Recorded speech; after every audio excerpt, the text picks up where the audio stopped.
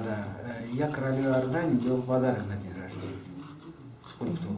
И я уехал, я поехал, знаешь, на месяц, в начале 2000-х.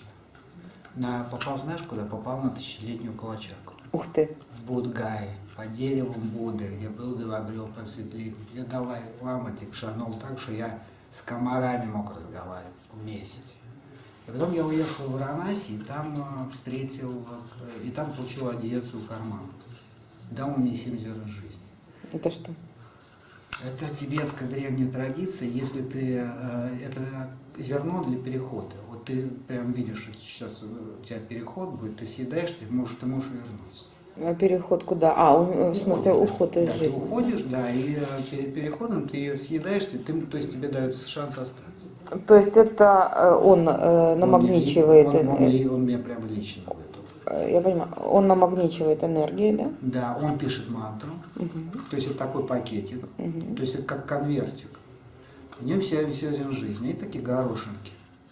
И он пишет мантру, и закладывает туда свои намерения, и тебе ее чмак выдает. Это какой, молодой карма? Это карма, по которой сидит Дарджи. Молодой. Молодой. Молодой, да. Потрясающий парень. Ну, вообще, У совершенно. меня с ним была очень интересная история, я потом Слушай, расскажу. короче, там есть очень приятные люди, прям реально приятные люди, не все. Вот у учителей очень многие просто помогают денег.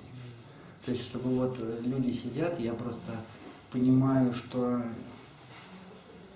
не присутствует осознание того, что люди могут получить. Просто, нет понимания, не с чем, это не потому, что не с чем сравнить. Когда ты лазишь там по горам, там, чтобы что-то там выкроить, понимаешь, да, что я хочу сказать? Конечно. Вот, здесь это прям есть. Потом, что очень важная вещь, чем могу поделиться, во всех ашрамах сидит 40% русских. То есть, если ты заезжаешь в любой ашрам, начиная там от Сай-Бабы, вот куда бы ты ни пришел, вот если ты берешь экспатов, их просто гоняешь и их пересчитываешь, то вот 40% из них русские. Прохлаждание, да. Вот он единственное, что нам за какие-то прям немыслимые деньги дает себе просто сдавать анализ, и он никого не берет. Я не слышу, чтобы он брал людей. Вашему у него тоже. То есть не дают люди. Есть китайцы, которые дают. Есть китайцы, которые дают. Дают что? То есть они дают. Бегу. Да. Бегдунчили как? Бегушичи. Бегушичи, да. Вот они дают. Но там надо что-то лет 15 что сидеть. Реально. Вот это все, что я услышал, я собрался, приехал. То есть мне сформировал намерение, что прям все сложилось, что в России все произошло. Давай по порядку, ты же начал рассказать. Леш, включи, пожалуйста, свет. То, что касается... Вот смотри, ты получил дикшу от Далай-Ламы, да? Да, прям очень. Мощно. И как она изменила твою жизнь? Во-первых, я увидел смерть. Прям увидел безобразности в Варанаси. Потом я... Что это значит? А ты ее видишь, вот она безобразность обретает. То есть ты ее физически видишь. А потом ты начинаешь разговаривать с окружающим. То есть тебе настолько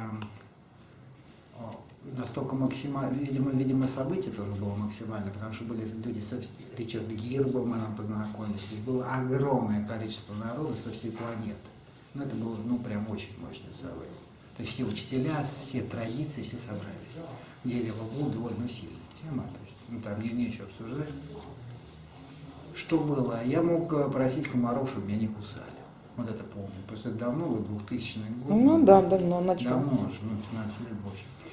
А что еще было? Я видел опасность на расстоянии. То есть я ушел по воронным улочкам, вот эти маленькие улочки, я понимаю, что опасность, прям через 3 поворота захожу, и девку грабят, индусы. Увидели меня, убежали. Но я за 2 квартала видел, что там опасность. Тело начинало трансформироваться. Подробно. Я потом поехал на Панчакарму, но дело было не в Панчакарме. Я увидел, что я был вот в этом состоянии. Тело приобрело состояние 18-летнего мальчика. Ну прям вот, ну знаешь, вот прям несет тебя. То есть ты уже осознанно, но тебя несет. А внешне? Внешние изменения очень. Сначала вот все тело покрылось такими красными прыщами. Все. Это где-то сутки было. Видимо, тело что-то сбрасывало, ну, просто непредвиденно. Видимо, настолько мощно, что сбрасывало чудовищно. Я аж испугался. Я думал, что это, ну, и я понимаю, что это не вирус, ничего, прям вот, ну, вылезло и потом сдулось. Я сидел еще там, в Варанаси есть место на берегу Ганга. Там есть здание, куда люди приходят умирать, ждать смерти. И потом они их кремируют. И я там просидел сколько? 3 суток, короче. Тоже не для слабонервных, поверь мне. Там. А еще Много людей там? индусы, которые ждут смерти. Ну, понятно. Я говорю, много там людей? Человек 10. И умирают при тебе, да? Ждут смерти. Я присутствую и смотрю, там такие окна, и ты выходишь, а окна прямо на площади жгут. Сжигают, ну вот, днем и ночью сжигают трубы. Очень правильное место, прям всем надо. Всем надо, потому что прям сознание меняют резко. Ну да. Я очень хотела, кстати, поехать. Слушай, ну вот за много лет, это сколько у меня кругов по Индии? Много. То есть я и был и в Рамешвараме. Давай по порядку, ну Да, пожалуйста, ну, не давай. перескакивай. По порядку, с чего я? Ты получил дикшу, у тебя, значит, Яркие события, да? Ну да. Сначала чистка началась, потом ты начал чувствовать. Да, потом у меня друзья занимались йогой, 2000 это было такое прям, но это была еще йога. То есть еще не было физкультуры, то есть был путь реально, то есть он был озвучен, он был отдекларирован, но люди по нему шли. Дверь закрой. Люди по нему шли, и, в общем-то, физкультуры не было. Были просто этапы, и пошло. Я встретил мастера, сильного мастера.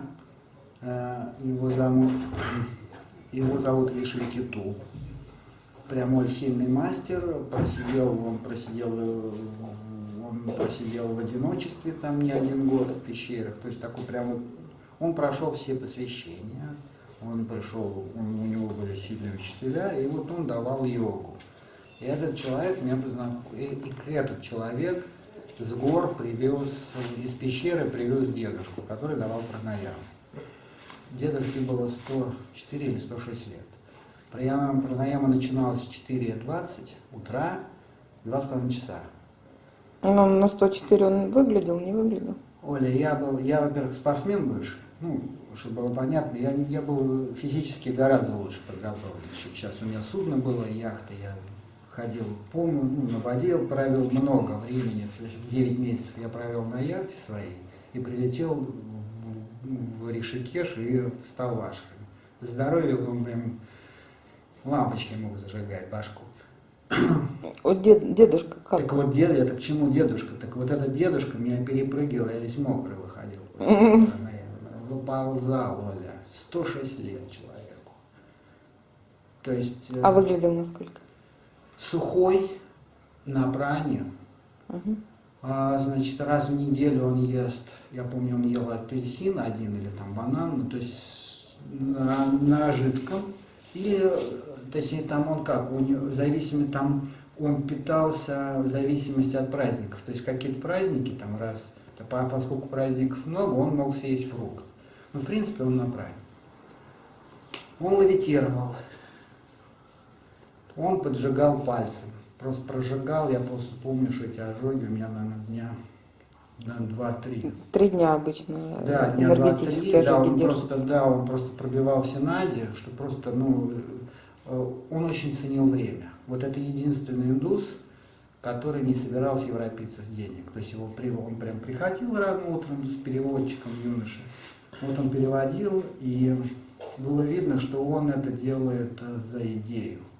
То есть он действительно передавал знания, и он прям нас рвал как газету.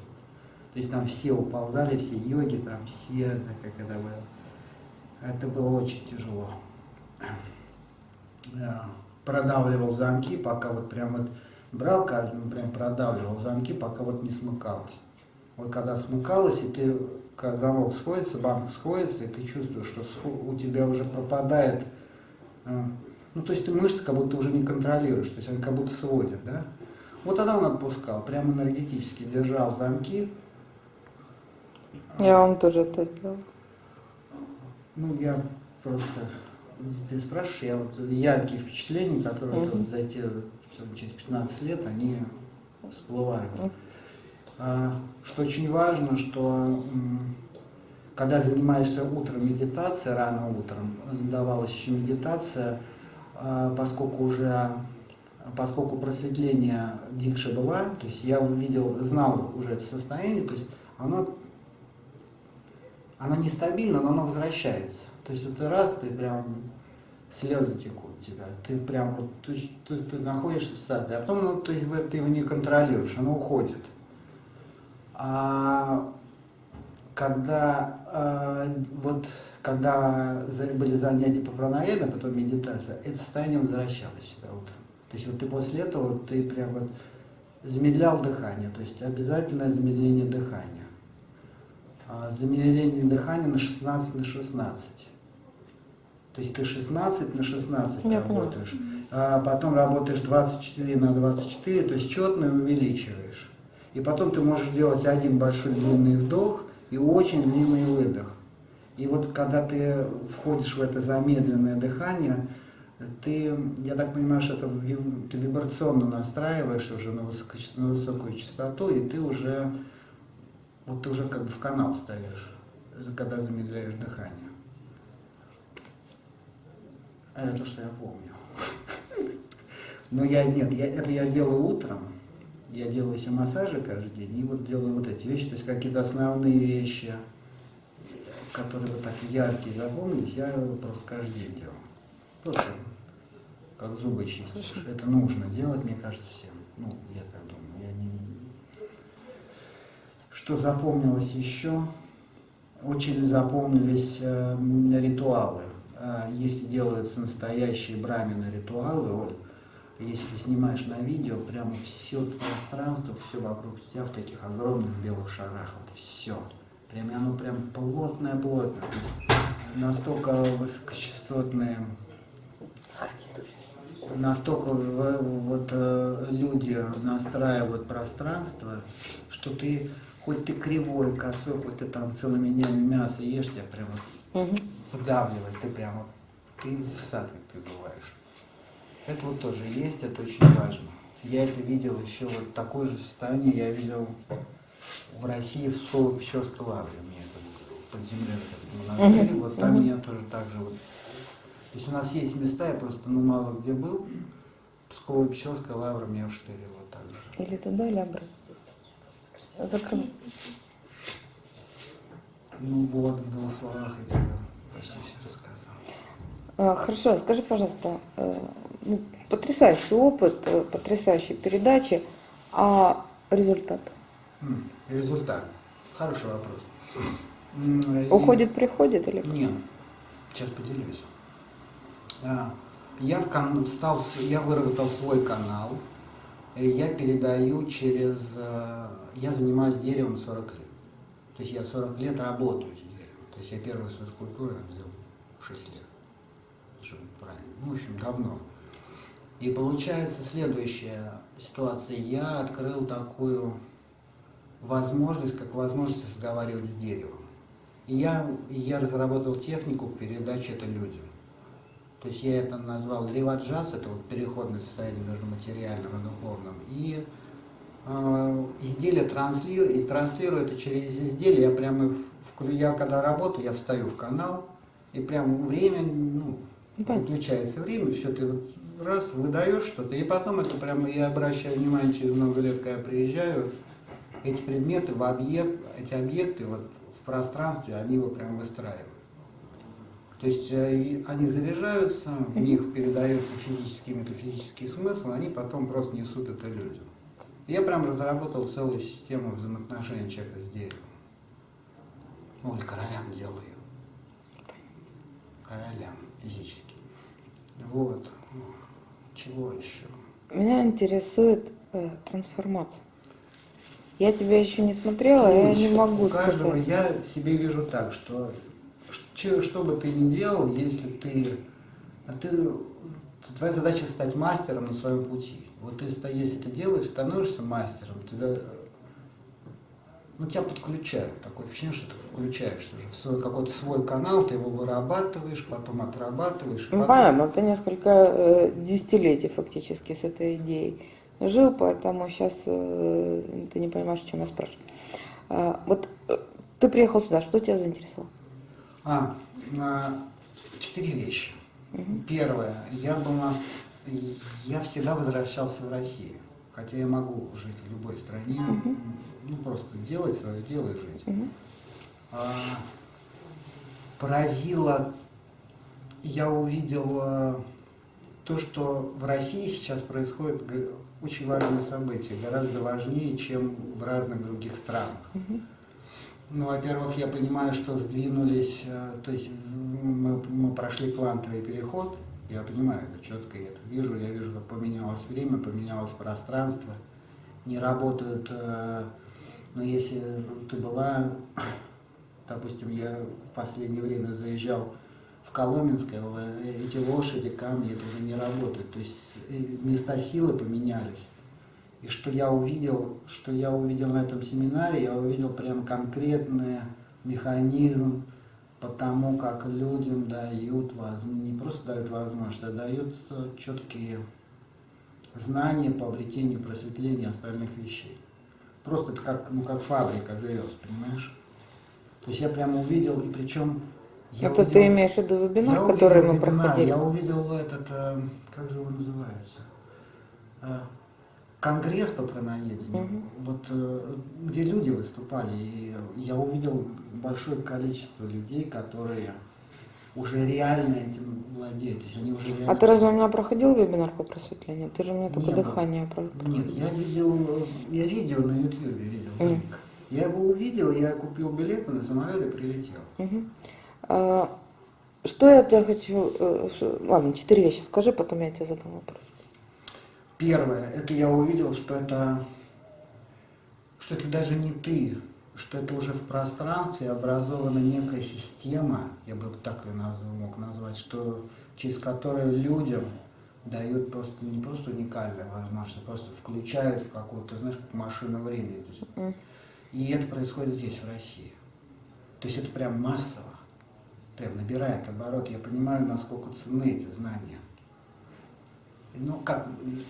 Я немножко грубо говорю, не то, что я понимаю, я во всяком случае могу себе отдать отчет, насколько это может быть глобально. То есть поскольку этот процесс, он настолько серьезен, что я со своей колокольни не могу осознать серьезность этого процесса. Но я могу понять, что, что мне туда. Что это стопудово в эту сторону, а там уже разберемся. Ну, это как на судне. С трубой пошел, паруса и попер. Такая попа красивая лежит.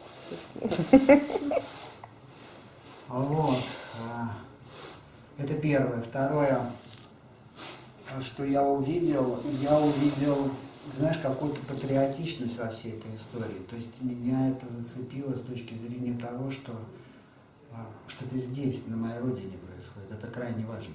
Прям меня это вштырило. У меня дедушка генерал, понимаешь? Такой прям начальником паспортного стола Москвы.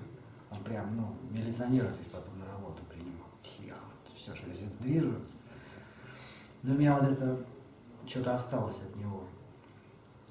Меня это очень зацепило. Очень. Что еще впечатляет, то, что видно, что это работает.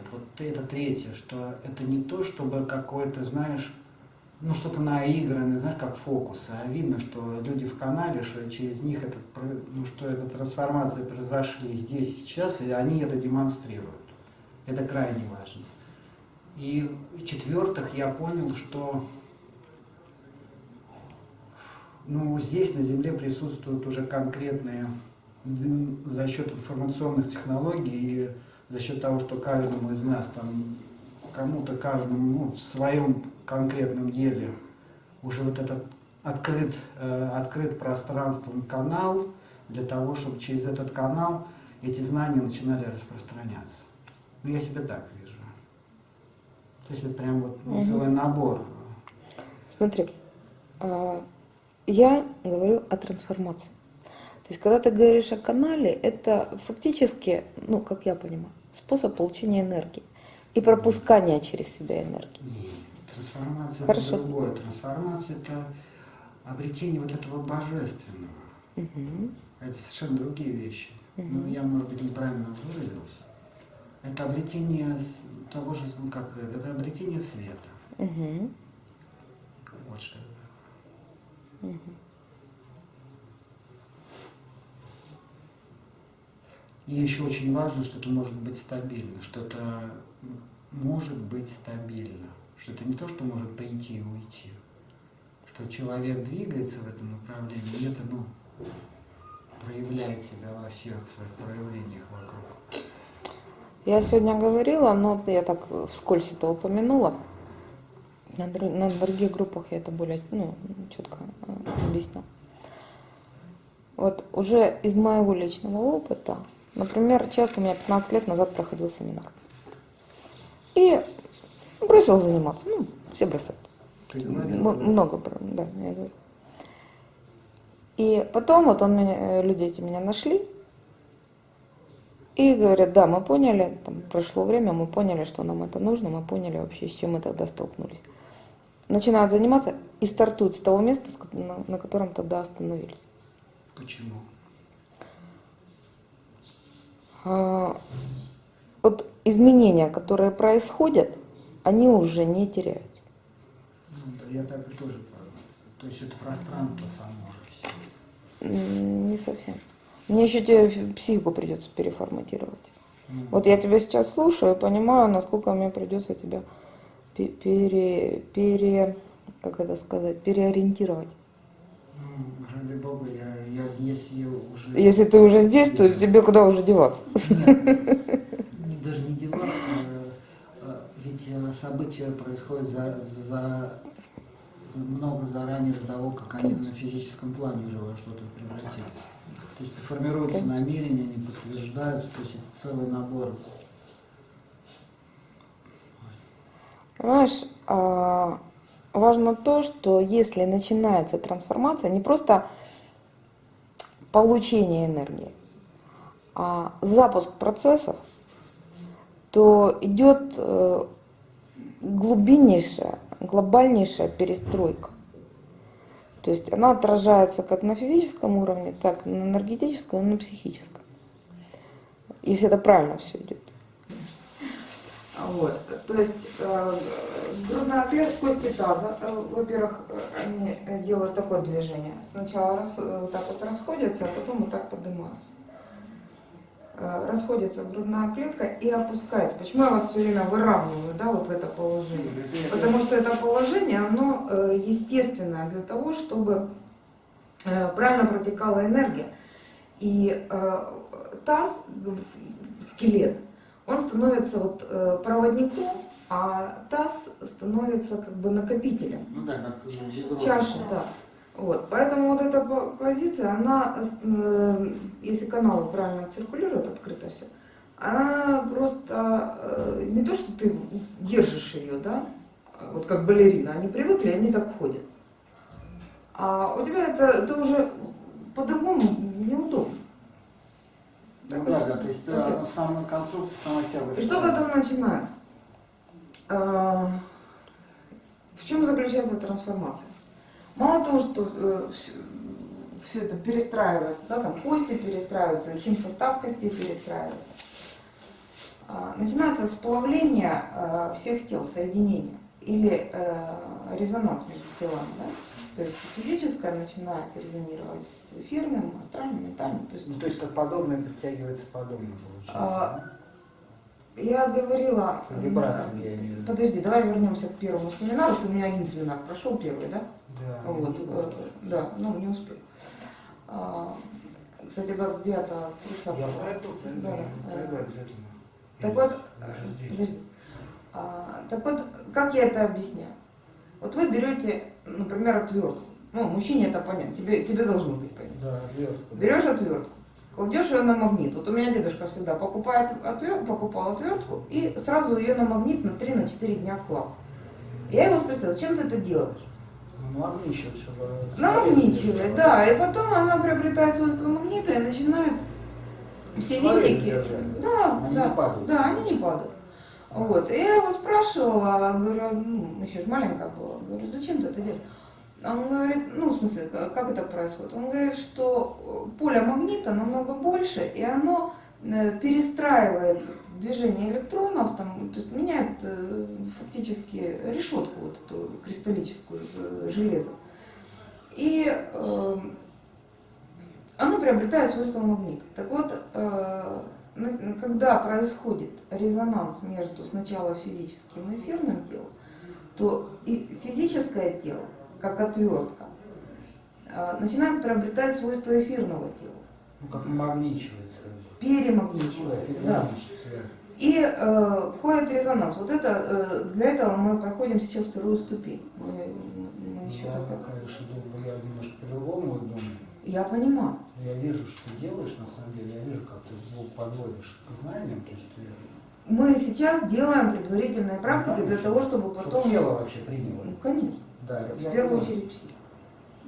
Ну, через Вот. тело. Через... Но не через тело. Блин, мне кажется, через тело. Да, еще, ну, может быть, через психику. Да. Я, может быть, я ошибаюсь. Ну, все же ошибаются. Через внимание. Через Я все время направляю ваше внимание на такие триггерные точки. Все, через А внимание. тело подключается, и энергия Все подключается. через внимание, согласен, все принято, да. Через внимание, точно.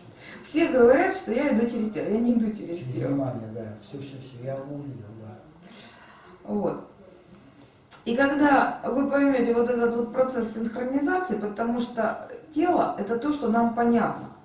Эфирное тело – это то, что самое грубое и самое легко почувствовать. Не надо тут 7 пядей во лбу, там быть экстрасенсом, чтобы почувствовать эфирное тело. Вот он, да? Пощупал, вот он. Я у Чувствую. Бродникова проходил, тибетские вот эти темы, проходил, я Вот. больше всего везде проходил. Поэтому как-то то, что мы можем, вот прямо сейчас, да, 2-3 дня у вас уже какие изменения. Да, согласен. Вот. И когда вы выходите на следующий уровень, на уровень восприятия, то что получается? Вы можете воспринять дальше. Потому что если я сейчас, например, буду давать там астральные практики, тут вон с физикой никак не разберемся, а тут да, еще... просто внимание надо подготовить. Просто они... Вот мы были на конгрессе, не на конгрессе, на фестивале. Если посмотришь видео, там очень интересный был момент.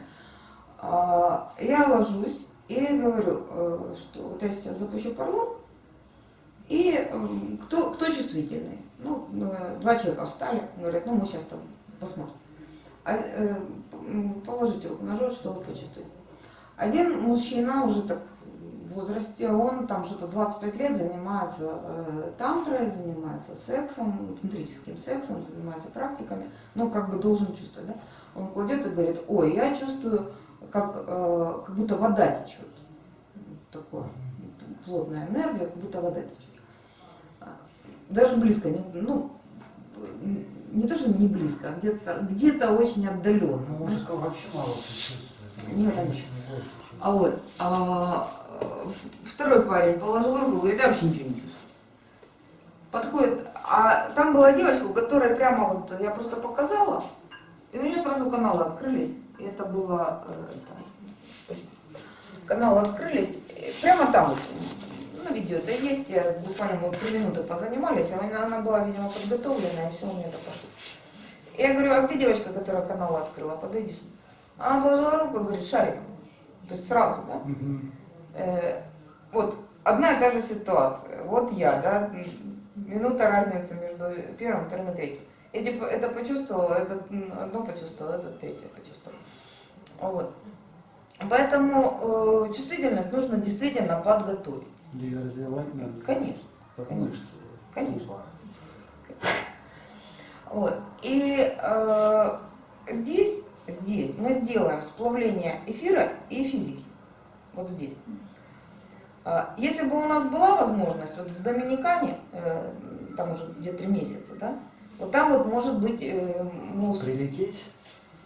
я бы была очень рада. Там мы можем уже дальше зайти, с астралом сплавляться, потому что там уже другая энергия, да. Вот.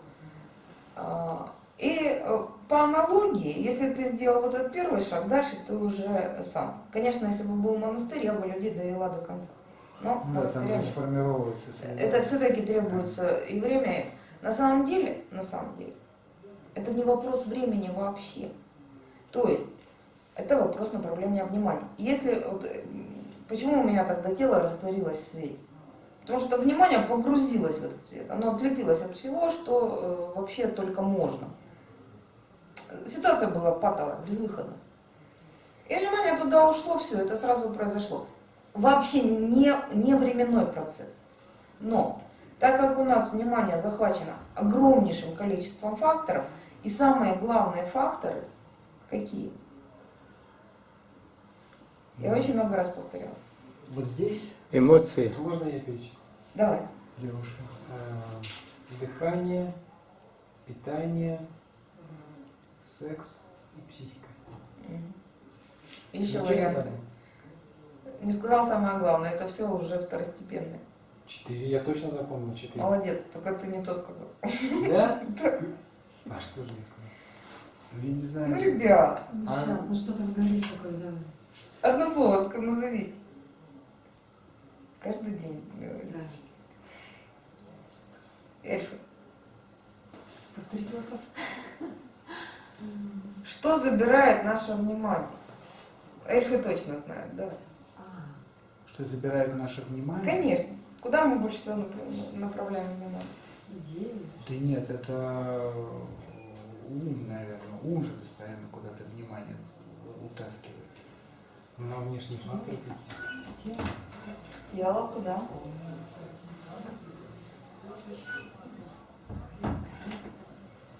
Ребят, напряжение. Напряжение. Напряжение уходит внимание. Конечно. Мальчина. А То если- есть, я не зря говорю, что реализация тела света – это высшая форма расслабления. это я помню, хорошо, это я запомнил. Понимаете? Больше ничего. То есть напряжение создает диссонанс.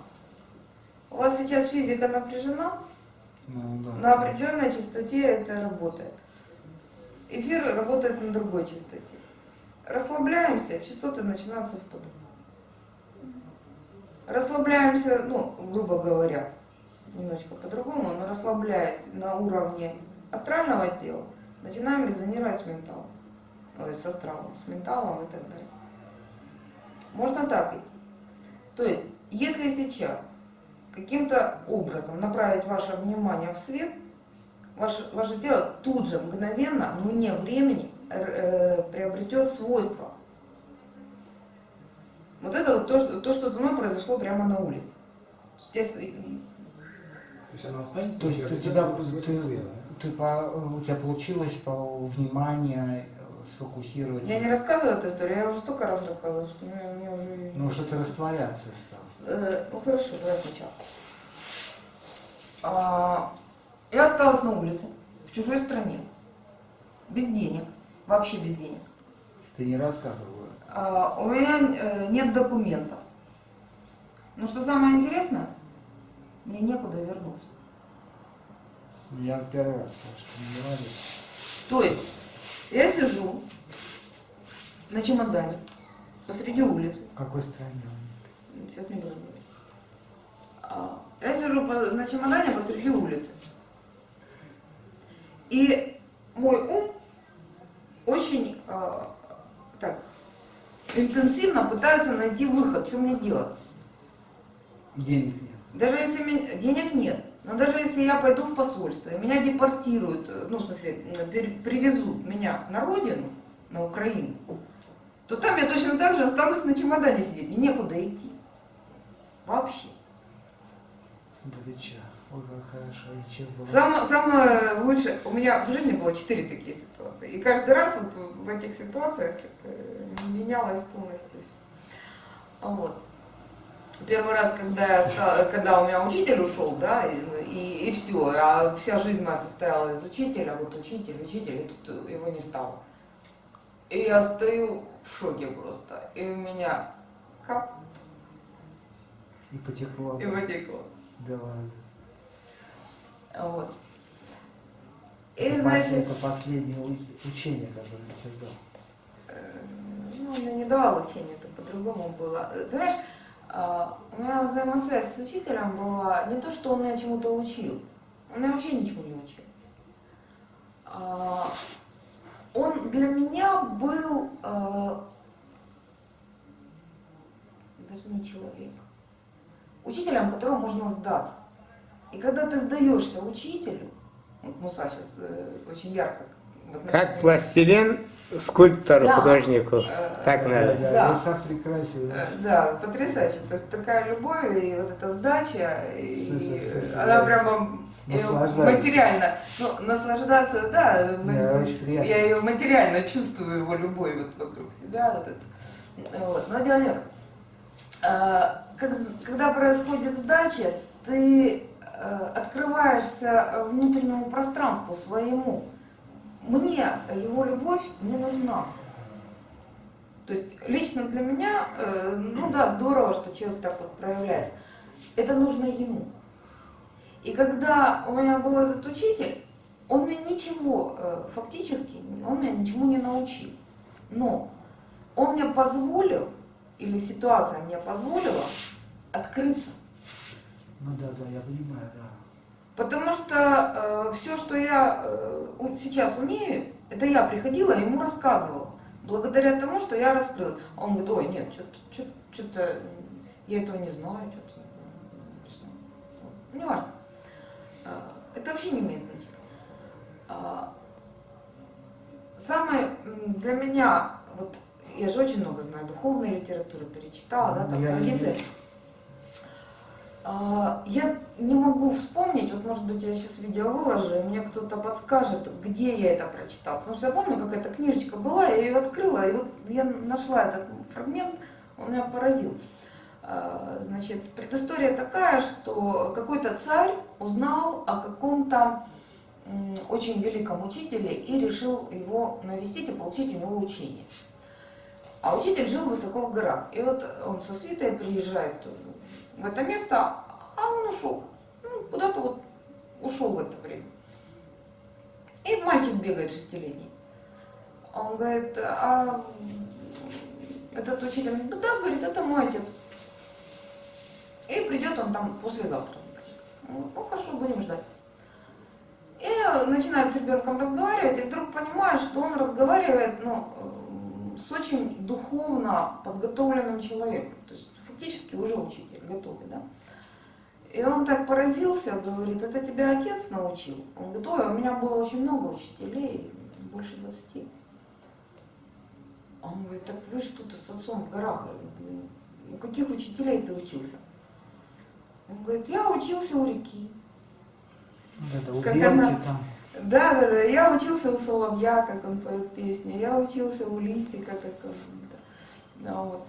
И перечисляет, и вот мне очень хочется найти этот отрывок, заново его перечитать, потому что очень нужно. Вот. И вот эта сдача, она как бы с одной стороны, это то, что на Востоке требуют от ученика, когда он только приходит, да? Ну, в Китае, в Индии, в христианстве, покаяние. Покаяние, да. Вот. Но, то есть для меня было на протяжении вот 10 лет важны 3 вещи. Первое – это учитель, второе – это практика, то есть учитель, дхарма и сам. Да? И поэтому негативные слои, ой, больно, ой, кольнуло. Я к нему подхожу, говорю, у меня аритмия началась. Он говорит, да, я понял. Не так что-то делаешь, садись, разбирайся, убирай свою аритмию. Я говорю, как? Ну как, садись, делай, ищи. Знаешь, аритмия. То есть, значит, и то, что я делаю, это уже я сердце сажаю. Да? Ну ничего, садись, делай. Чисто восточный подход, на самом деле. Ну да, да. Так, там именно так и происходит. А почему? Потому что этот мужик, ну этот мужчина, учитель, мужик, потому что этот учитель, он шел точно так же на ощупь, у него тоже не было учителей. То есть они там собирались где-то, бомжевали, в пещерах, где угодно, шестидесятники. Вот в 60-х годах, когда в России все было закрыто, вот, кстати, есть очень хорошая книга, ну, правда, первый том, потому что дальше уже началось непонятно что. Лебедько, или Лебедько, не знаю, как правильно. Я не знаю. А я когда эту книгу прочитала, я взяла билет и приехала в Питер, нашла его. Пришла к нему домой, звоню ему в дверь и говорю: привет, я прочитала книгу, у меня к тебе вопрос. Он говорит: нифига себе. А вот. Ну, знаешь, Ну, я понимаю, да, да, да. нет, Для берегов там все нормально. не меняй. А вот. И, кстати, вот таким образом он меня направил к одному из людей, которые были описаны в этой книге, а этот человек не стал со мной разговаривать, он уже спился. И говорит: ну, у меня есть учитель там в Италии. Я говорю: хорошо, пойду в Италию. Какой? Да, ну тебе не надо. Я говорю: какой? Он: ну, на Мканор. Я говорю: хорошо. И вот так вот дальше пошла. Вот, нашла на Мканор, нашла людей. И они действительно шли на ощупь. И огромное количество из них погибло. Ну да, конечно. И я 4 раза умирала в своих экспериментах. Вот. И вот этот учитель мой, так сказать, Камал, он понимал, что он может умереть сейчас. Да? Но ему туда надо. И вот это состояние, вот люди приходят, вы приходите за счастьем, вы приходите за комфортом. Да? Зачем вы сюда приехали? Ну, я бы не сказал, что это комфорт. Подожди. Я не тебя спрашиваю. Я приехала, как бы, не знаю, узнать свое тело, честно сказать. А зачем? Ну, потому что меня не устраивает. Потому что мне... А вот когда устроит, тогда что? Ну, тогда уже будет все по-другому. Все, это уже, ну, не знаю, другая жизнь. Да. Более счастливая, чем сейчас. Да, однозначно. Вы приезжаете за счастьем. А эльфы зачем приехали? Чтобы служить людям, помогать. И что? Чтобы познать себя, познать Вселенную. И? Если у меня по милости Бога будут какие-то силы, то я могу эти силы, знания как-то давать. А если не будет? Если не будет, буду стараться. Стараться развивать в себе эти силы. А вы, молодые? Есть, ну тоже можно сказать, что в конечном итоге за счастьем есть определенная мечта, цель в жизни. Ну, душа зовет куда-то. Я не знаю, куда она меня приведет, но тянет куда-то вперед.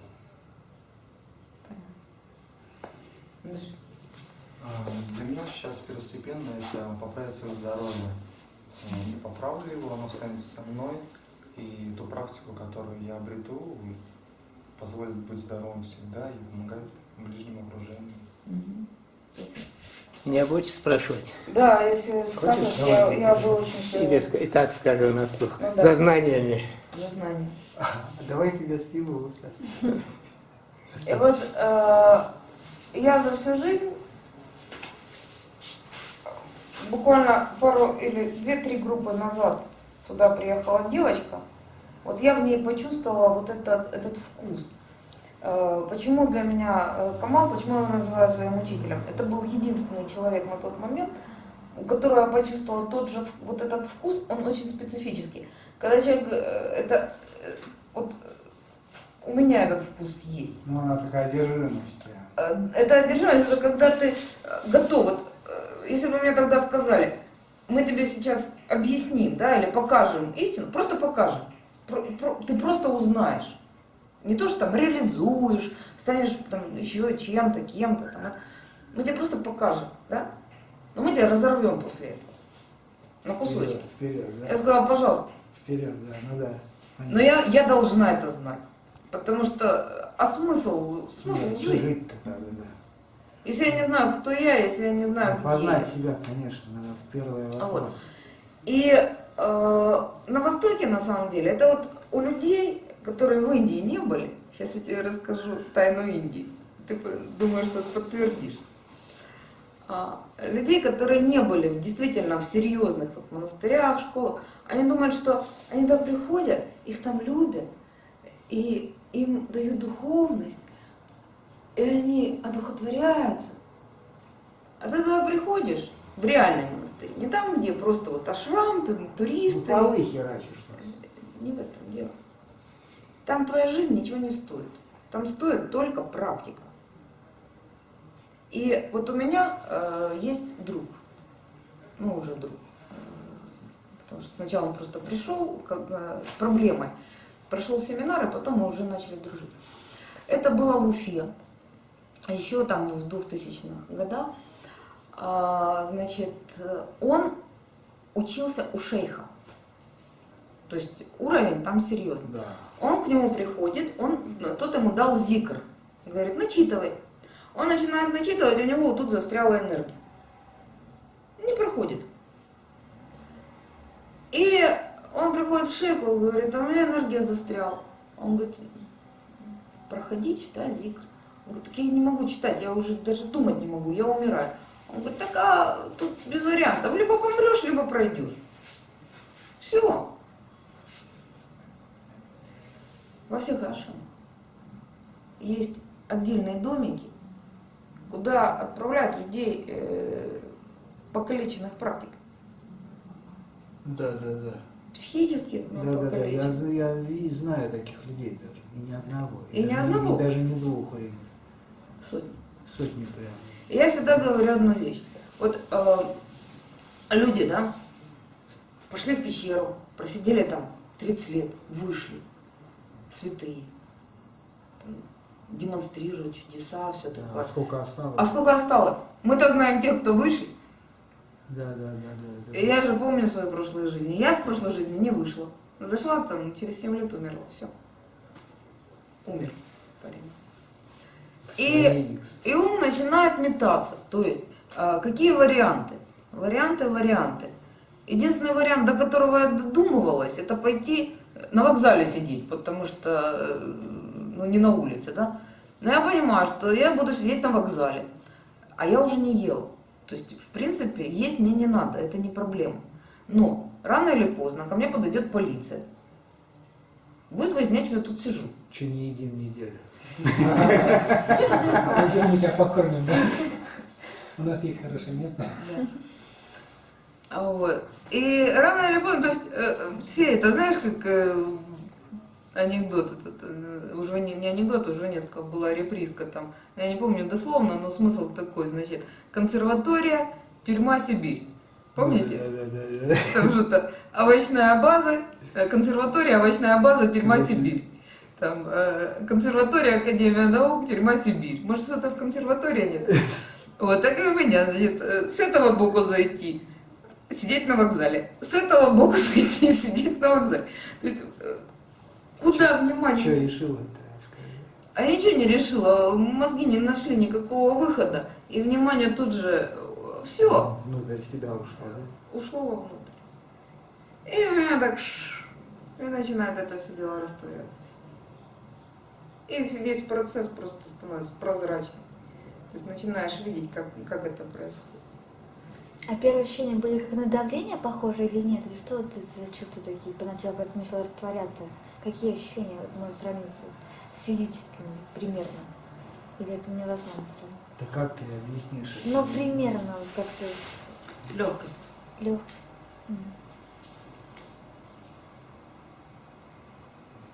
Вот когда у меня тело проходило различные трансформации, вот, там, когда менялась форма, физики, да, то есть там человеческие формы, нечеловеческие формы, вот эти вот, то, что я рассказывала, да? Ну, да, Там. да, да. Вот. У меня был однажды случай, это единственный случай, в котором я не разобралась, потому что с остальными я как-то поняла, где там, что, в каком плане, где это. А один случай был, я открываю глаза, я спала, открываю глаза, синее пространство, и у меня 8 лапок. Синее. Синее, голубое. И ничего не происходит, и я вешу в этом пространстве. Я думаю, ну и? А если я не в теле? А если в теле, а если на Земле сейчас там лет 100 пройдет? И что дальше? А ничего не происходит. Ты так и висишь. А я так и вижу. Рано или поздно это все-таки закончилось. А были моменты, когда вот самый такой яркий пример был, это мы с мужем, когда закрылись, сидели в ретрите вдвоем. Вот.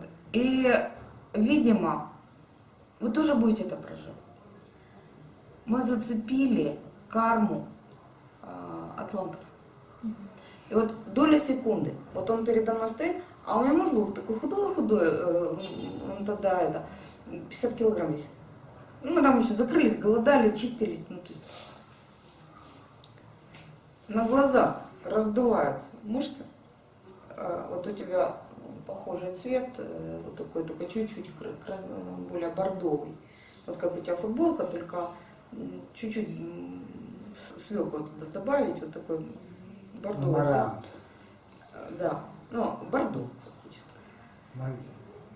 Мальчик хотел цвет бордо. Вот. Мы становимся, значит, у меня совершенно меняется тело, то есть тоже это все мышцы, грудь такая, все это. Вот. И он раздувается, я подхожу физически. Я не могу его обхватить, потому что огромный, просто сплошная гора мышц. И мы так друг на друга смотрим. А мы были лысые. Мы 5 лет ходили, все время брили голову. И однажды смешно было, я иду по улице, лысая, а это еще 90-й год. И идут ребята очень модно одетые. И они на меня смотрят и говорят, она что, думает, что так красиво? А я услышала. А я вообще об этом не думаю. Красиво это или некрасиво. Мне волосы мешают, потому что у меня раздвигаются кости черепа. И мне мешают волосы. Мне их надо сбривать. Вот. И Что, прям башка двигается, да, вся трансформируется черепушка. у вас здесь это будет происходить. Ага. Если будете молчать, Муса. Девочки, бреем бошки, короче. Девочки, бошки не бреем, мы просто молчим. Я хочу от вас неделю, чтобы вы вот так вот, как сейчас происходит на кухне, чтобы такого не было просто. Все, больше не будем на кухню ходить. Нет, на кухню ходите, только не болтайте. Ну, я понимаю. Вот единственное условие, которое, ну, никак не могу от людей добиться. И что происходит? Мы начинаем проживать эту память атлантов. Начинает всплывать все вот это вот, все, что там происходило, как это происходило. И мы лысые, а если физика поменялась, то волосы не выросли. Но эфир сгустился настолько, сгущение эфира происходит. У него по плечи волосы, у меня ниже попы. Такие черные конские волосы. Мы неделю были в таком качестве. Да? То есть на улицу выйти нереально. Ничего нереально. Сфоткались бы хотя бы. А? Сфоткались бы хотя бы. 90-е годы, какой сфоткаться? У нас не то, что фотоаппарат, не то, что мобилки, у нас вообще ничего не было. Мы же не работали, мы же в ретритах сидели. Мы прожили на 9 рублей втроем зиму.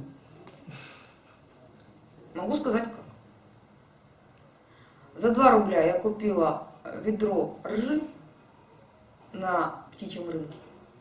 За 3 рубля я купила ведро кукурузы, 2 плюс 3, 5. И за 4 рубля я купила чуть-чуть меда, и мы накосили траву. Я ее высушила на кофемолке, не на кофемолке, на мясорубке. И у нас получился мешок травы. Все. Нам хватило на 3 месяца. На 3. 9 рублей.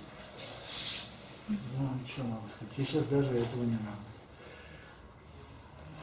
А вот. Короче. И вот эти волосы. И потом через неделю у нас тело вернулось в обычное физическое, ну, то есть в человеческое тело. Глаза только очень сильно поменялись. Во-первых, они были зеленые, такие яркие. А вот. Потом вернулись глаза, и зрение у нас поменялось. И вот так интересно, я, значит, вхожу в это, ну, нахожусь в этом тело Атланта. И вот прямо клеточная память, мышечная память, вспоминаю, как она готовила кушать. Значит, вот такая змея здоровая, а ее берет так вот, голову и надрезает. Знаете, вот как кильку эту, люди Выходит. вот так вот вытаскивают прямо с этим, Ну, с кишками. с кишками, да. А вот голову надрезает, отрывает и кишки это. И так вот ее потом почистила. И какие-то листья такие, ну, не знаю, как папоротники такие большие. И она, значит, в эти листья ее заворачивает и такую домашнюю колбаску Или делает. кто делает? Ну вот я Ну, ты в как? Атлантиде, да. Ага. Вот. И у меня даже вкус всплывает. Вот эти листья, они пряные такие. Курица, она еще змея. Ну, не совсем. Вот. И что меня поразило, что тогда, вот у нас сейчас атмосфера голубая, да, то есть воздух голубой. А тогда был чуть-чуть другой наклон Земли, и воздух был оранжевый. И все было оранжевое. То есть листья, они, вот если взять зеленое, да, и смотреть через оранжевое стекло, вот они были все такого цвета. И тела были оранжевые, ну, вот, соответственно, красные. И у этих, в Америке, Ну, индейцы. индейцев, у них Краснокожие. еще осталось, да, краснокожие, Да. у них вот осталось это вот, ну, правда, не настолько ярко, потому что там вообще бордовое было. Но что смешно, проходит месяц, я возвращаюсь, я прихожу к маме, мы заходим к маме моей. У нас уже все нормально, все с телом нормально, мы уже физически. А за месяц отросли вот так вот волосы, потому что мы их сбривали, да, и вот так вот они отросли. И мама на нас так смотрит и говорит: вы уже совсем с ума сошли? У вас там лысина, 5 миллиметров волос, а вы их красите. Они черные, просто смоляные. Вот. А говорит: ну ладно, ты покрасилась, а его зачем красить? Мы так посмеялись, переглянулись, посмеялись. Объясни, зачем, да? Ну, это у тебя очень глубокие трансформации. Но если я вошла в воду, если у нас идет дерево, огонь, металл, железная рубашка, подожди, потом вода, потом пространство. Я дошла до воды тогда. Ну, для меня это очень, это за гранью того, что я могу в себя вложить. Ну, не врубай. Это то, что мы здесь будем делать. Я тебе сказала, мне тебе придется с твоими каналами, вот в начале, когда ты рассказывала, я тебе говорю, мне тебе мозги придется переформатировать. Ну, то есть всем придется мозги переформатировать. Ну, это понятно. Но у тебя опыт колоссальный. Вот у ребят такого опыта нет. Понимаешь, мне их форматировать-то нечего. Мне надо им просто показать, а они даже не поймут, о чем речь вообще. Понимаешь, вот с чем я лично, с какими трудностями я сталкиваюсь? С одной стороны трудности, с другой стороны плюсы. Вот приезжают эльфы. Да, их переучивать, я понял. Да. Переучивать. Не-не-не, их не надо переучивать. Да, Да, их переучивать. легче даешь и сразу Да, воспринимаешь. их даешь, и они воспринимают. Мгм. Но в чем проблема создается? Они этого не ценят. То есть они не понимают, что им дали. Думают: о, ну да, что тут научили, да. Навалили. И потом забывают. Да, то есть вот Несерьезно относятся. да, ценности нет. Вот. Мы сейчас сидели, я ребятам говорю, что они говорят, что не любят повторять. А я им говорю, что дело не в том, что ты шкипуешь, а в том, что ты просто ты осознаешь ту ценность материала, который ты даешь. И тебя не то, что обидно, но тебя выводит то, что из равновесия, что люди не осознают, что дают. Но они не могут. Да не так это, я же повторяю по 100 раз. Я не, вот это еще одно не понимаю, понимаешь? Очень интересно, у меня свое видение процесса, свое видение передачи, обучения, да, и как человек воспринимает. И потом, когда я узнаю какое-то мнение, вот как ты сейчас сказал, да, что я не люблю повторять. Это ребята говорят. Я поняла. Еще Подожди, дело не в этом. Вот яркий пример как раз с Лешей. Раз сказал, два сказал, 5 сказал, 10 сказал. Не понял. Ты сказал, не понял. Ребята объяснили, не понял. Он говорит, ну повтори еще раз. Я говорю, не буду повторять, иди делай. Дело не в том, сколько я раз повторю. Да, мы сам осознаем. Нет. Делать начни. Ну да, согласен. Лотерейный билет купи, знаете это? Ты его гараж открой. Да, ну много такое, да? Знаете это? Значит, мужик хотел разбогатеть и решил, ну, кто может? Господь. Ходит в церковь, молится, говорит, Господи, вот полная преданность, ну помоги, ну дай выиграть в лотерею, ну дай выиграть в лотерею. Ну, и ходит и молится, ну задолбал уже, значит, Господа. Тот ему говорит, да я помогу, ты лотерейный билет купи. Еще, кстати, из этой серии тоже очень люблю этот анекдот. Значит, ну, мужик сорвался с пропасти и зацепился. В пропасти зацепился, значит, и висит на каком-то корешке, этот корешок уже начинает ломаться. Он, значит, вцепился и говорит, Господи, помоги, дай выжить, Господи, вот всю жизнь посвящу, дай, только дай выжить. Небеса разверзлись, и голос с неба говорит, так ты же атеист, ты же никогда в меня не веришь. Он, Господи, я все осознал. Вот так в пропасть, все осознал. Помоги выжить. Хорошо. Отпусти руки. Мужик думал, ну. А там есть еще кто-нибудь?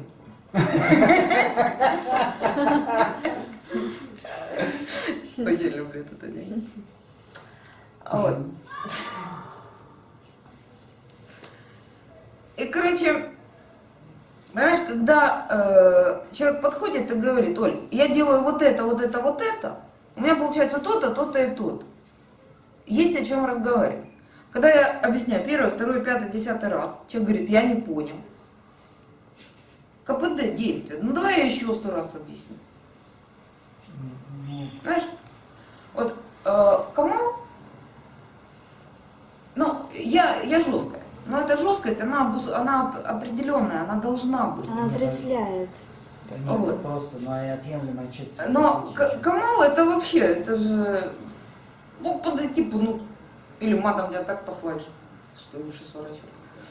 Вот. И человек, вот он что-то рассказывает, человек объясняет, человек говорит, я не понял. Он говорит, что не понял? Он говорит, ну все, не понял. Он говорит, до свидания. Ну что, я сначала начну рассказывать. Придешь в следующий раз. Может, тогда пойму. Когда человек задает вопрос, да, я не понял вот это. Хорошо, давай это разберем. А когда человек говорит, я не понял, все. Ну да, это на самом деле он пытается снять с себя ответственность и просто на чужом этом в рай давит. А вот. Не, ну а что, это ж про честно, что. И вспомните фразу, не фразу, а вот это первый семинар. Мы все время о первом семинаре говорим. Заметили? Все время. Да, На первом семинаре, да, конечно. Вот. Когда я говорила, что через некоторое время включаются процессы, независимо от ваших действий, 24 часа в сутки. То есть, когда ты говоришь канал, это пропускание энергии для меня, по крайней мере. Ну, у нас просто отношение к слову канал разное. Я бы очень хотела, чтобы ты потом сказал, я свое объясню. Но когда я говорю трансформация, это значит, что вот как ты начинаешь раскручивать мельницу, например, да? Она не крутится. Ты ее там усиливаешь, потом она идет уже автоматом. И вот тут уже не важно, ешь ты, не ешь, спишь ты, дышишь, не дышишь. Вообще все не важно. Запуск произошел. И вот этот запуск, я хочу, чтобы он у вас здесь произошел. А дальше все зависит от внимания. То есть, если внимание быстро, ну то есть не быстро, а направлено, процессы пройдут быстро. Если внимание блуждает, процессы замедлятся. Если произойдет так, как у ребят, с которыми мы начинали, процессы приостановятся. Но как только они начнут заново что-то делать, они опять раскрутятся. Вот. То есть все на внимание. Вообще все на внимание. Внимание, напряжение, все. Потому что оно обуславливает вашу идею о я. Ну да, это вход, собственно, в я, получается. Да, да, На да. самом деле. Бессознательное, да, состояние? Ну, можно так назвать. Или нет? Все процессы протекают в сознании. Нет, это осознанно. Это Все осознанное процессы отношение протекают к в сознании. процессу, который ведет тебя к собственному я. Вот. На самом деле это... И вот об этой трансформации я и говорю, потому что трансформация фактически, если мы сейчас говорим о продолжительности во времени, то это просто выгребание напряжения и с ним связанного. Но если на физическом уровне мы там чистим тело, да, мы снимаем напряжение и выходят токсины, то на энергетическом уровне все вот эти кармические завязки. Прошлой жизни, все там. Да, да. Поэтому, помните эту фразу, когда я говорю, вам придется не только за себя отработать, а еще за толпу непонятно кого, с кем ты якобы кармически связан. То есть ты осознаешь себя муравьем? Нет, не осознаешь. Но его карма в тебе записана, и ты будешь ее проживать. Ты будешь ее отрабатывать. И у тебя вот эти 8 лапок вырастут. Да, вообще по-любому. А я при чем? Ну, да, Его там раздавили. У него там перед смертью был ужас. А я этот ужас должна прожить. Да, должна. Эта фраза в грязных сапогах в рай не пускает. Понимаешь, да? об этом, да, я понимаю. Да. Потому что у тебя в кармическом теле, кармическое тело безличностное. Это просто ячейки памяти, информационные ячейки, как в компьютере. Файлы. А как можно бесконечно прорабатывать, проживать все? Нет. Если, в принципе, когда-то этот процесс закончится. У вас закончится? А что думаешь, человек здесь делает? Мне не хватит, нет, не закончился. Я говорю, что Не человек закончится. здесь делает дальше?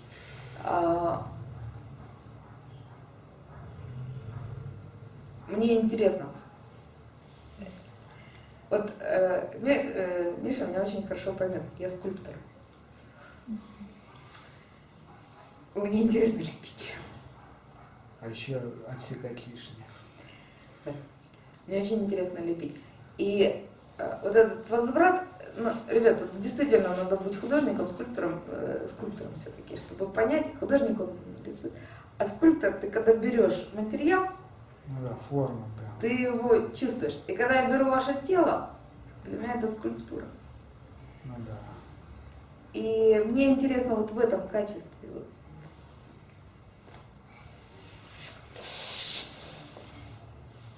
Фигней страдаю, короче. Творчество. Ну да, красивое слово. А в чем смысл развязывания кармических узлов? Их нужно прочувствовать или что? В чем процесс заключается? Процесс заключается в том, что ты себя считаешь Лешей, человеком, мужчиной и все такое. Ты этим не являешься. Но так как есть вот эти кармические узлы, они обуславливают форму, в которой якобы ты пребываешь. Почему якобы? Потому что тебя вообще нет. есть внимание. Вот, хорошее, вот об этом речь. Да, не, я Об этом речь. здесь я двигаюсь. Вот. И мы как в тисках в материи.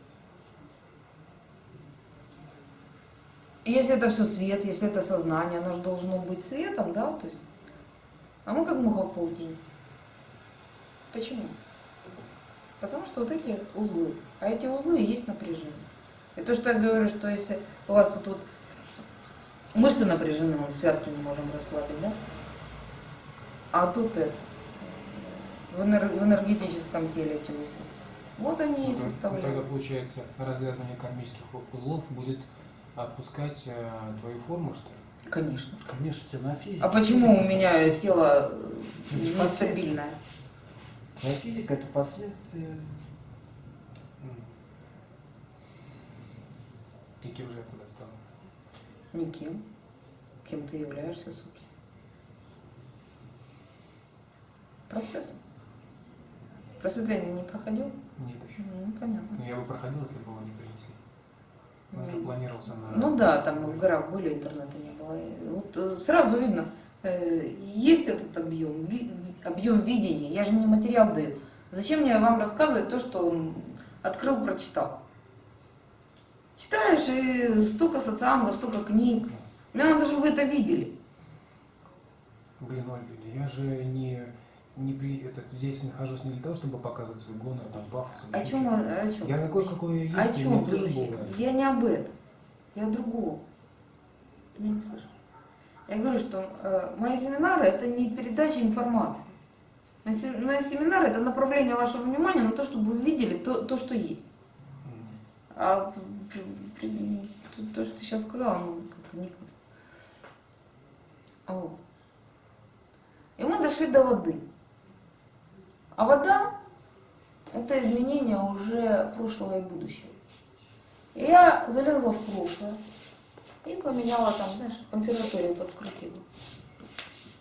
Не была виноватой. И рассыпался мир. А так как психика не готова к этому, мой мир рассыпался. То есть мое прошлое изменилось. И у меня, соответственно, настоящее. Так ты остановилась, да, в растворении или что? Нет, это другое. Что там было?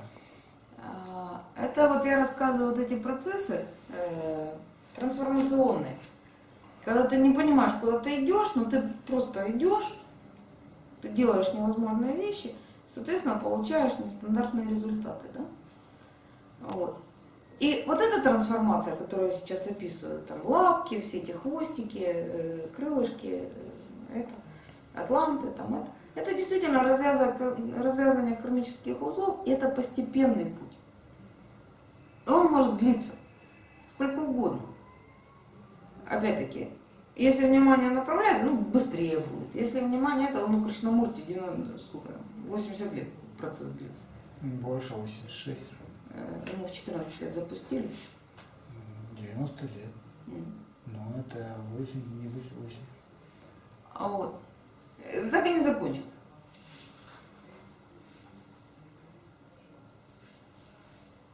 И паранормальные способности, там, мы ими не занимались, они сами открывались. Я иду, я свечу. Этот фиолетовый цвет, фиолетовые лучи из глаз. Знаешь, да, что Ну, это я такое? слышал, я же не сильно Вот. проходил же. И мы идем, я иду, и начинают сущности у людей проявляться, а там... Ладно, покажу вам, уже давно не показываю, я просто перестала это показывать. Я раньше показывала людям. Покажу потом. Морда вылезает, человек попадает в мое поле, у него начинают эти сущности лезть. И физика у него начинает меняться. И он так...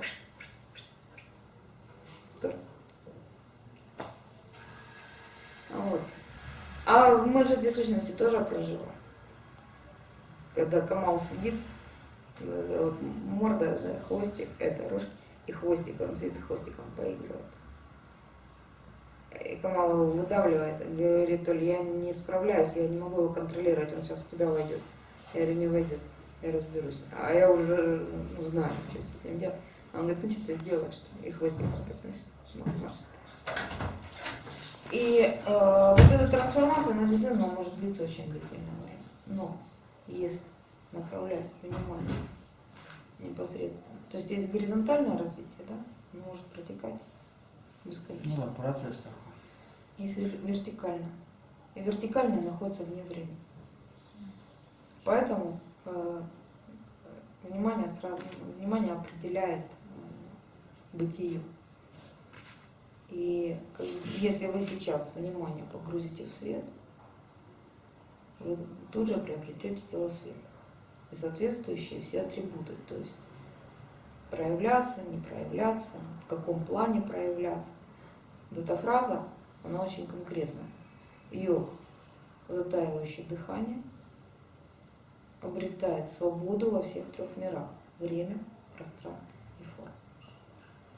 Но за счет того, что у вас колоссальнейшее количество напряжения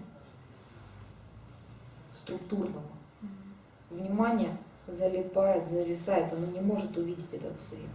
Поэтому нужны техники, нужны практики для того, чтобы снять вот это напряжение, выйти за него. То есть у меня ощущение было, что все время идешь за поворот, и тебе интересно, что там. Заходишь за поворот, там еще один поворот, там еще один. Все время за поворот хочется заглянуть. Вот это то чувство, с которым мы это делаем. А что там? Ну да, да, не, ну есть ради чего еще. Что здесь делать-то? А это вообще не вопрос, здесь или не здесь. Не, ну... Понимаешь? ты ж Мы понимаешь, обречены о чем. жить. Ты же понимаешь, о чем я. Мы обречены жить. Ну, вот, я думаю, что все-таки она прекрасна. Не понял. Прекрасно. Ты не понял, о чем я сказала. Я не об этом сказала. Я сказала о том, что ты не можешь утратить восприятие. Ты обречен на это. Ты обречен жить. Да. Жизнь — это восприятие. Если нет восприятия, нет жизни.